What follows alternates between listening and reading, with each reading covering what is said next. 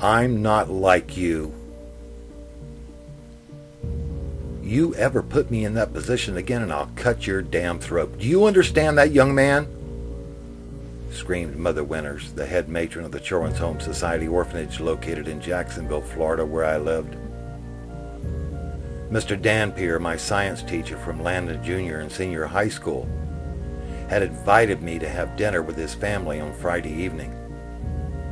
I had told him that I didn't think that such a thing would ever be allowed, but nevertheless he telephoned the orphanage and made the request.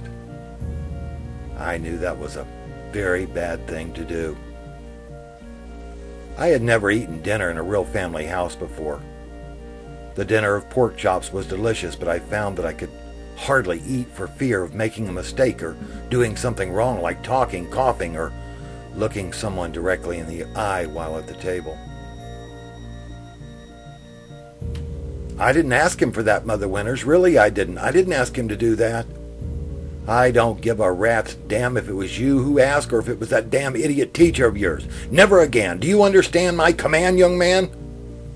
Yes, ma'am, Mother Winters, I said as I looked up into her eyes. What? She screamed. Nothing, Mother Winters. What was that damn sarcastic look of yours? I was just saying yes, ma'am, to you, Mother Winters. You and that little smart mouth of yours, Roger Dean. All at once, and for some strange reason, I felt very brave. I didn't do anything wrong, and that's the truth, Mother Winters. Don't you talk back to me, you little illegitimate bastard. I'm not talking back to you, Mother Winters. I was just saying that. Shut up right now, she screamed. She turned and walked into her room, several paces down the long dark hallway. Within seconds, she returned, walking toward me, holding the dreaded sandpaper bolo paddle above her head. Slowly, I backed up and placed my back against the bathroom door.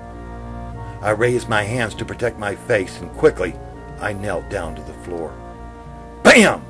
Went the large paddle as it hit me on the back of my neck. All at once, I stood up. With both hands and with all my might, I pushed her in the middle of her chest, causing her to fall backwards against the wall. As she uprighted herself, she reached into her apron and pulled out a large pair of sewing shears. As she came toward me, the instrument raised above her head. I reached down and picked up the large bolo paddle and took a swing at her, knocking the scissors from her hand. In spite of my mind racing 90 miles per hour, I knew that I had committed one of the unforgivable orphanage sins, that my 12-year-old life was now over, that I had nothing to lose, and that I was going to be sent to the big prison for kids that the matron had threatened us children with almost every day of our lives at the orphanage. You are one dead little bastard, she mumbled through gritted teeth. Shaking the paddle at her, I reached down and I picked up the scissors and I walked towards her. You're never going to beat or make me lay in bed with you ever again. Do you understand that? You will do as you're told, young man, she told me. I swung the paddle as hard as I could, hitting her right in the face, causing her to fall down onto the terrazzo floor. The next thing I knew, I was on top of her with both my hands, and I was sanding the side of her face as hard as I could, just as she had done to me, hundreds of times. Screaming and yelling, I threw the paddle to the side, and I raised the large scissors above my head as if they were a dagger. You don't have the guts to stab me, you little effing freak. As I looked down into her eyes, even to this day, I have never met or known anyone that I could possibly hate as much as I did that woman on that very day. Slowly, I rose to my feet and I backed away from her. I knew you didn't have the gumption to stab me, you sorry piece of scum. You're a piece of scum that nobody wanted. That's why you're here, and don't you forget that, young man.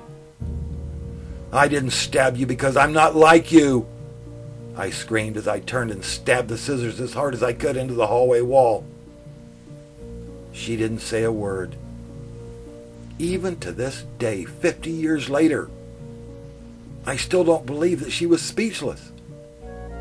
I believe this woman was evil from the very day that she was born. I returned to my dormitory and I waited for the police to arrive. But they never came. The next morning at breakfast, she acted as if the incident had not even occurred. I don't think she ever beat me with a bolo paddle again after that. However, the verbal abuse, slaps, kicks, punishments in the dark closets, and the molestations continued for another 2 years. I guess her finally sending me to the big prison for kids finally saved me at the age of 14.